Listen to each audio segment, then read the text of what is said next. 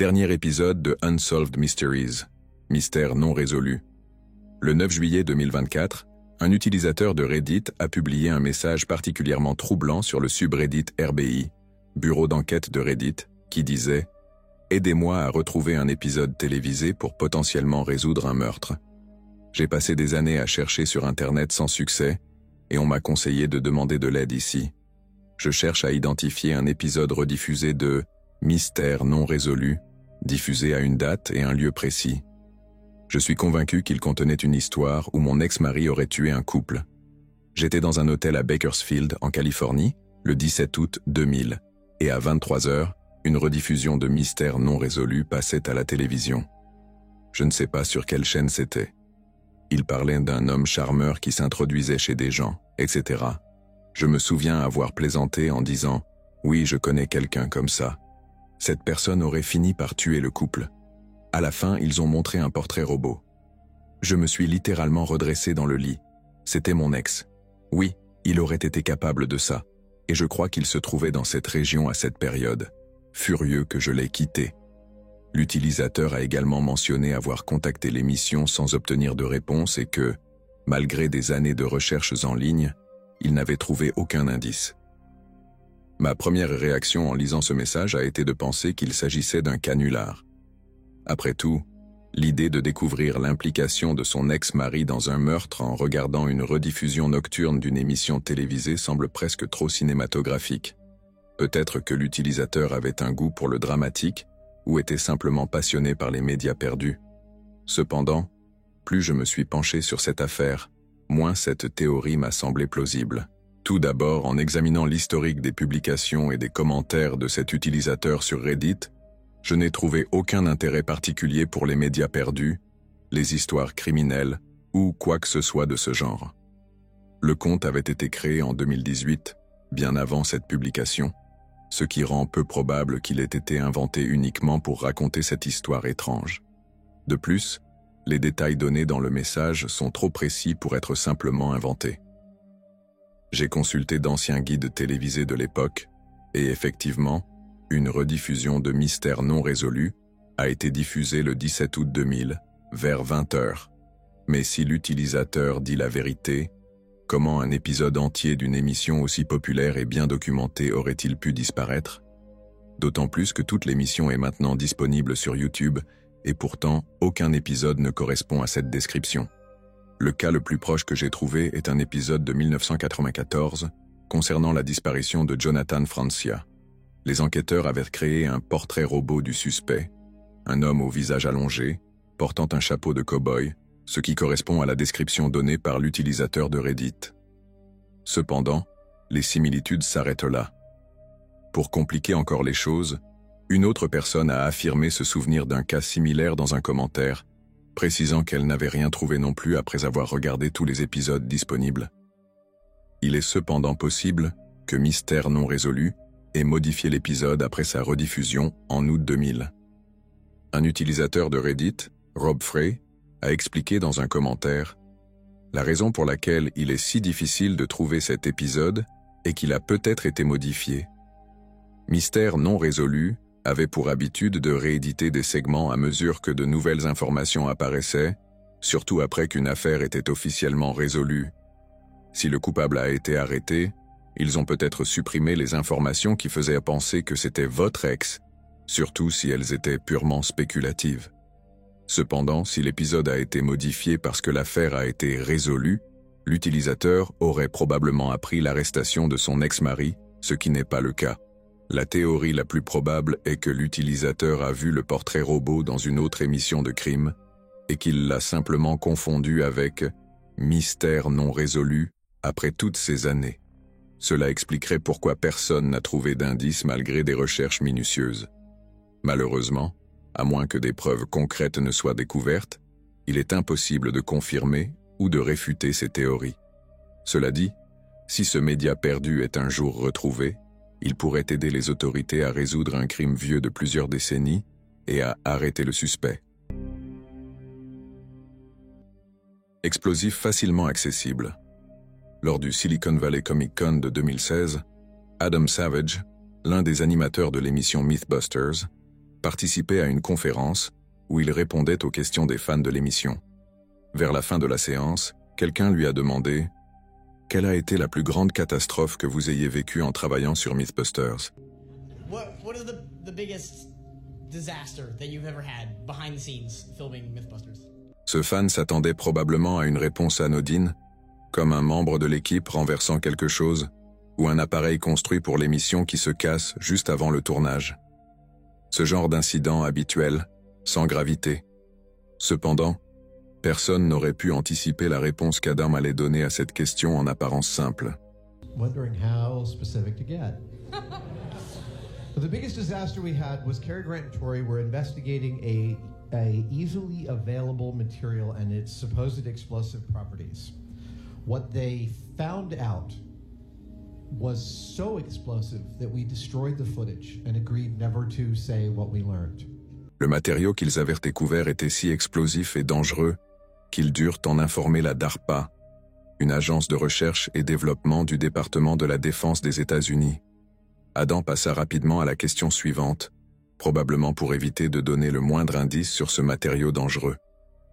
Après ce panel, il refusa de dire un seul mot au sujet de cet épisode ou du matériau qui les avait poussés à détruire les images.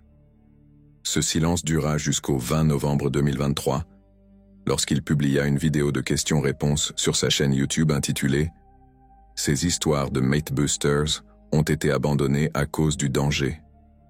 La première question dans cette vidéo concernait des images détruites hors du contrôle d'Adam. Il commença par une réponse prévisible, expliquant que des décisions prises par la chaîne, comme couper des scènes pour insérer des publicités, avaient entraîné la perte de certains contenus. Mais avant de passer à la question suivante, il reparla à nouveau de cet explosif couramment disponible. Bien qu'il ait pris soin de ne donner aucun indice sur la nature exacte de ce matériau, il entra dans davantage de détails sur les raisons qui les avaient poussés à effacer ces images pour toujours. Nous avons compris que partager cette découverte, même de manière indirecte, aurait pu causer de graves problèmes. C'était une situation où la sécurité publique passait avant tout. Le simple fait de révéler l'existence de ce matériau, sans parler de sa fabrication ou de son utilisation, aurait été irresponsable. Adam conclut en expliquant que c'était l'un des rares moments où ils avaient senti que leurs expérimentations allaient trop loin, non pas en termes de danger pour l'équipe, mais en termes de risque potentiel pour le grand public. We were looking at the purported explosive power of a commonly available material, and what we found was something so energetic when we executed it that we agreed to not talk about what we learned. Yeah, it was common enough, easy enough to implement, easy enough to execute that we were like, the world will not benefit from this knowledge. This is the reason you never saw a silencer episode from Mythbusters. Is a potato a good silencer? A pillow? A 2-liter bottle of soda? These are all really interesting questions. And silencers are fascinating technologically. But silenced rounds are not a benefit to humanity. Cela fait totalement sens, étant donné que Mythbusters comptait des dizaines de millions de téléspectateurs à travers le monde. L'émission avait bâti sa réputation sur la démystification des mythes et la présentation des faits, qu'ils soient surprenants ou dangereux. En retenant cet épisode, il peut sembler qu'ils aient contredit leur propre éthique. Certains pourraient même arguer qu'ils avaient la responsabilité de diffuser cet épisode, tant pour la transparence scientifique que pour éduquer le public sur les risques potentiels. Éduquer les gens sur les dangers d'un matériau commun aurait pu susciter des discussions importantes sur la sécurité et la régulation, évitant peut-être des accidents liés à l'ignorance. Mais voici l'autre aspect qu'il est difficile d'ignorer. Mythbusters n'était pas seulement une émission scientifique, c'était aussi un divertissement. Publier un guide détaillé sur la manière de transformer un matériau courant en arme aurait été au mieux irresponsable et au pire catastrophique. Le monde n'est pas à court de personnes susceptibles de mal utiliser une telle information, et les enjeux étaient tout simplement trop importants pour être ignorés. La décision de l'équipe de mettre l'épisode au placard était donc la chose responsable à faire. Cela dit, en creusant en ligne, j'ai trouvé de nombreuses spéculations sur la nature de cet explosif mystérieux. Certains prétendent qu'il s'agit tout simplement de farine. Pour ceux qui ne le savent pas, la farine non compactée est extrêmement inflammable et peut provoquer une explosion significative en cas de combustion dans un espace confiné, comme lors d'une explosion de poussière. Un autre matériau fréquemment évoqué est le tannerite, un explosif binaire couramment utilisé pour l'entraînement au tir longue distance. Il est pratique pour marquer des cibles, car il détonne visiblement à l'impact.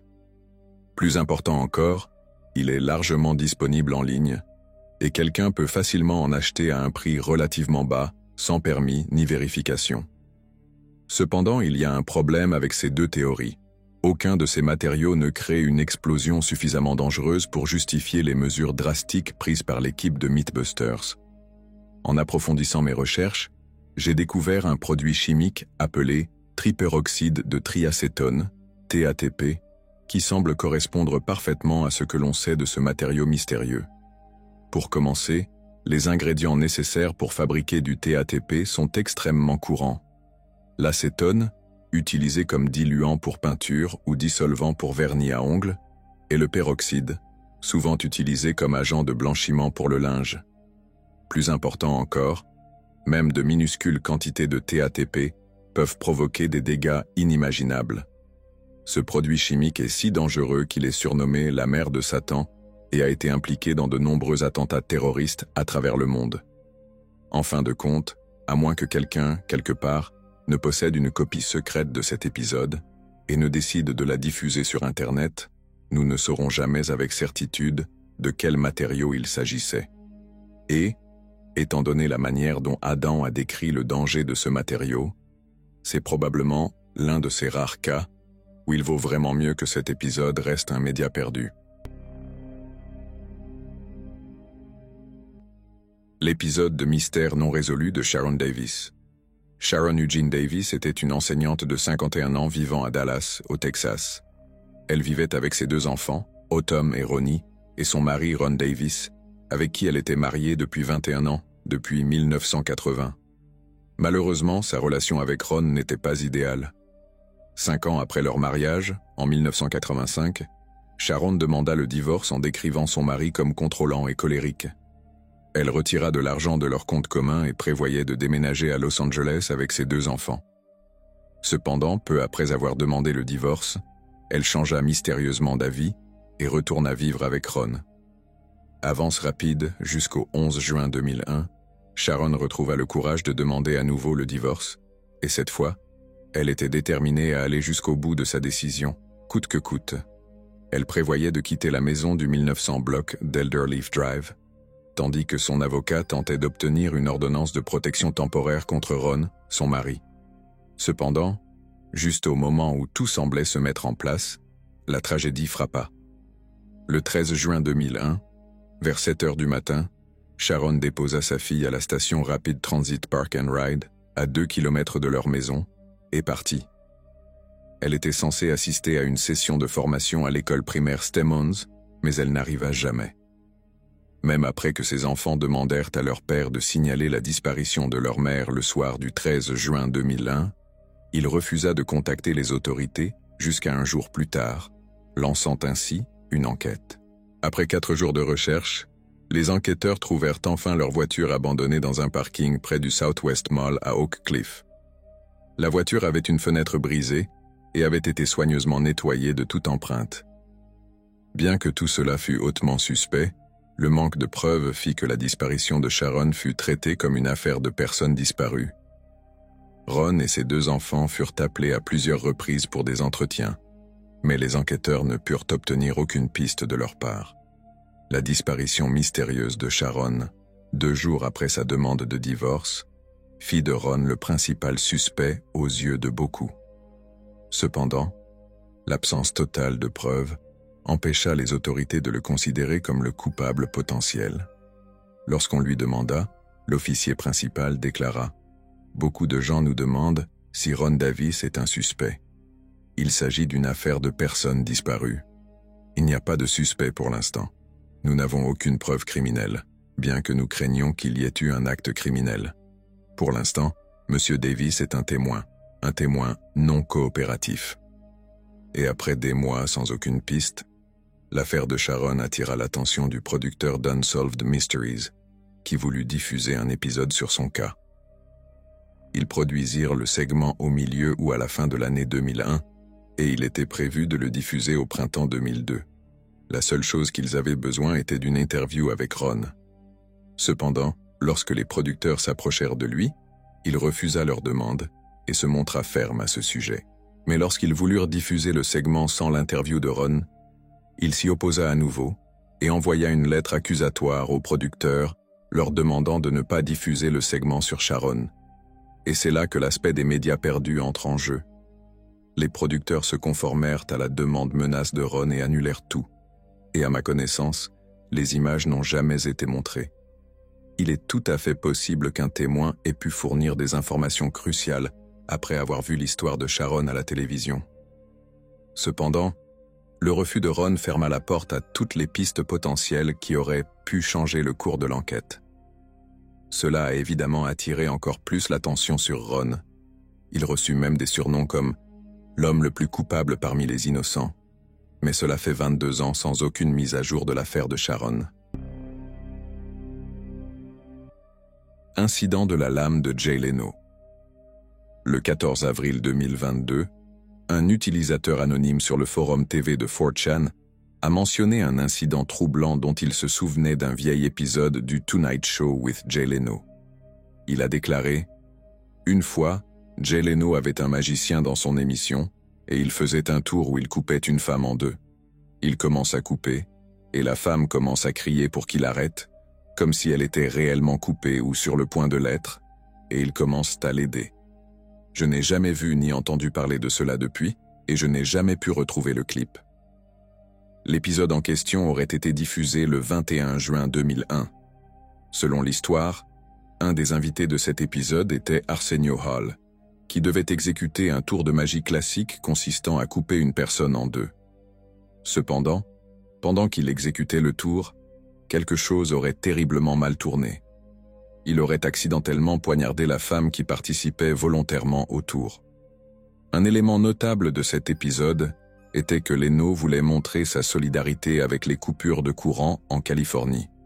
Il avait donc organisé son émission sur un plateau uniquement éclairé par des bougies éparses et des lampes de poche portées par le public.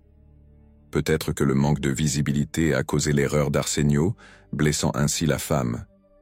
Malheureusement, la grande majorité des anciens épisodes du Tonight Show ne sont pas archivés et sont donc considérés comme des médias perdus. L'épisode du 21 juin fait partie de ceux perdus dans le temps. Il n'y a donc aucun moyen de vérifier directement cet incident. Cependant, j'ai trouvé suffisamment d'indices pour reconstituer ce qui aurait pu se passer, et il y a 3 possibilités distinctes. La première est qu'un tel incident n'a jamais eu lieu et que l'utilisateur de 4chan a tout inventé. Cependant, cette possibilité ne tient pas, car j'ai trouvé de vieux posts sur des forums datant de 2001 où des gens discutaient activement de l'incident après l'avoir vu. Par exemple, une personne nommée Dan a posté des détails supplémentaires sur ce qui s'était passé. Quelqu'un a-t-il vu le Tonight Show avec Jay Leno lundi soir? C'était une rediffusion, celle où ils avaient éteint toutes les lumières du studio à cause de la panne de courant. Bref, Arsenio Hall était l'invité, et il allait faire un tour de magie où il coupait une femme en deux. Donc, la femme est allongée dans la boîte, il essaye de passer la lame, et tout d'un coup la femme commence à crier et hurler « Ça m'a coupé !» et ils sont passés immédiatement à une publicité. J'étais comme « Quoi ?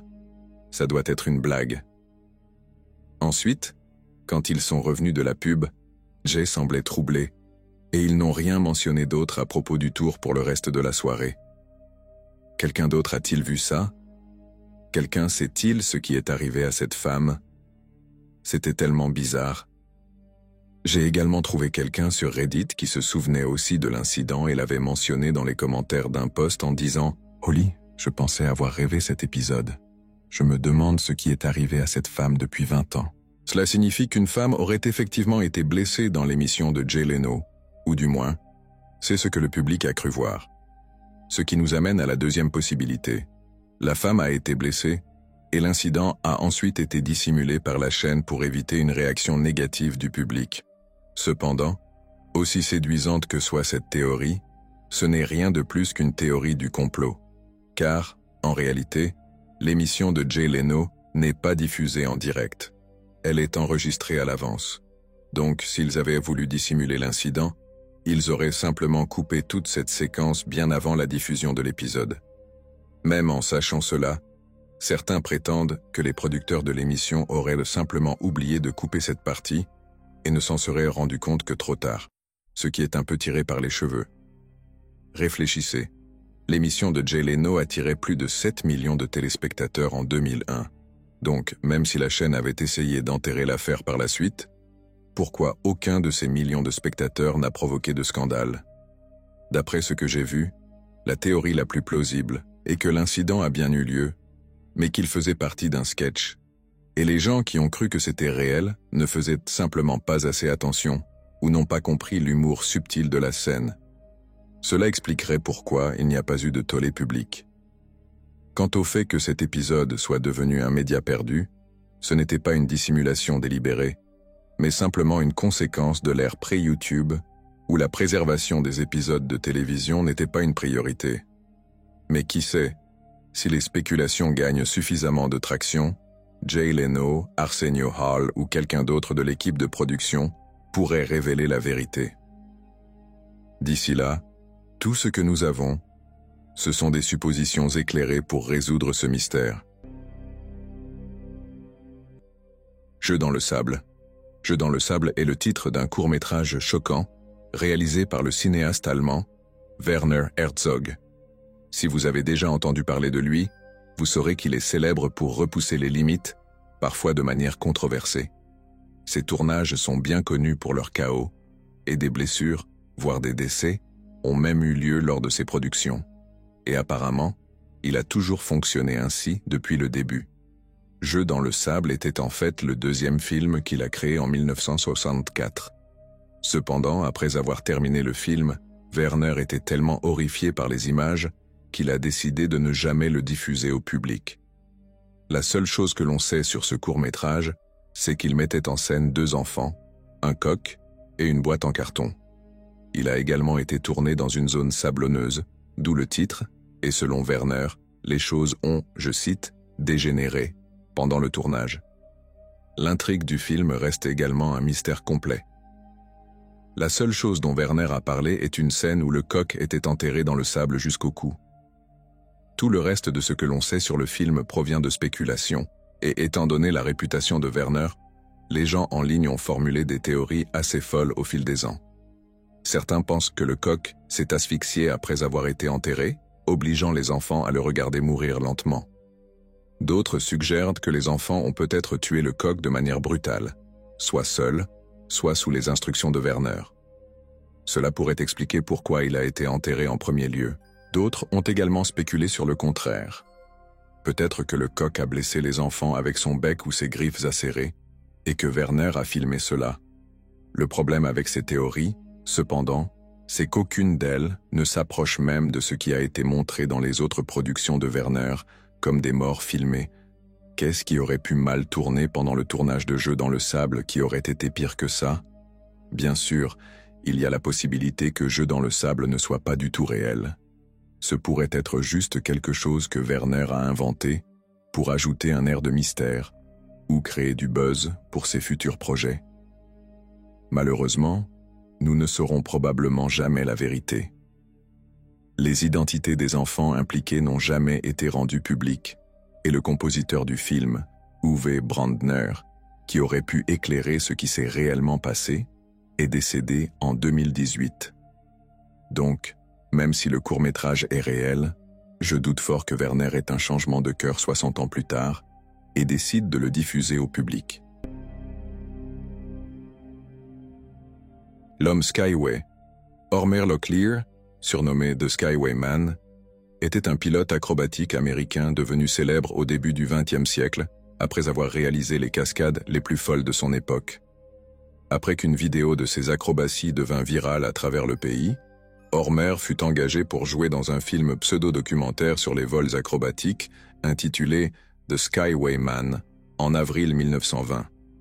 En résumé, Le film était une compilation des cascades les plus spectaculaires qu'Hormer pouvait réaliser avec un avion. Le tournage du film débuta le 11 juin 1920 dans la région de Los Angeles et de San Francisco. Cependant, les cascades présentées dans le film étaient particulièrement difficiles, y compris l'attaque d'une flèche d'église par l'avion de Locklear et un transfert d'avion à un train, des manœuvres qui faillirent se terminer en catastrophe. Mais malgré ces nombreux accidents évités de justesse, Hormer et les autres pilotes acrobates restèrent indemnes. Le tournage du dernier numéro du film approchait, un acte relativement simple comparé aux cascades précédentes d'Hormer. Il s'agissait d'une simple manœuvre en vrille filmée de jour avec des filtres spéciaux pour donner l'illusion qu'elle se déroulait de nuit. Cependant, lorsque Hormer apprit que le studio ne prolongeait pas son contrat au-delà de ce film, il exigea de réaliser la cascade de nuit, probablement dans une tentative désespérée d'impressionner les producteurs. Malheureusement, c'est à ce moment-là que sa chance s'épuisait. Le 2 août 1920, Hormer et son partenaire de vol de longue date, Milton Elliott, prirent leur envol de nuit. Pour rendre l'avion visible à la caméra dans l'obscurité, l'équipe de production l'éclaira avec d'immenses projecteurs à arc. Cependant, ces lumières étaient un peu trop puissantes et l'équipe avait prévu de les éteindre après les cascades, afin qu'Hormer ne soit pas aveuglé et puisse atterrir en toute sécurité. Par négligence ou malchance, l'équipe oublia de les éteindre. Et pour l'horreur de tous, l'avion s'écrasa au sol, tuant Hormer et Milton sur le coup. Cependant, contrairement à aujourd'hui, où un tel accident pourrait entraîner l'arrêt d'une production cinématographique majeure, à l'époque, la mort d'Hormer devint le principal argument de vente du film. Les gens se pressaient dans les salles de cinéma pour voir les cascades à couper le souffle et, plus important encore, les images brutes de la mort du cascadeur principal. Malheureusement, le film a été perdu avec le temps. Il existe toutefois des preuves qui démontrent qu'il était réel, comme un mémorial dédié à Hormer. J'ai également trouvé une courte critique du film dans le même numéro de magazine qui dit « Le dernier film d'Hormer Locklear, réalisé par James Hogan ». Louis Lovely, désormais star de la Fox, assure un soutien délicieux. Plein de frissons et de cascades en plein vol, c'est le meilleur film que nous ayons eu. La société Fox donne 10% des bénéfices de ce film aux familles de Locklear et Elliott, tuées lors du tournage de la scène finale. Quant au film lui-même, il est désormais perdu dans le sens le plus pur du terme. Au cours du siècle dernier, de nombreuses tentatives ont été faites pour retrouver une copie. Toutes ont échoué.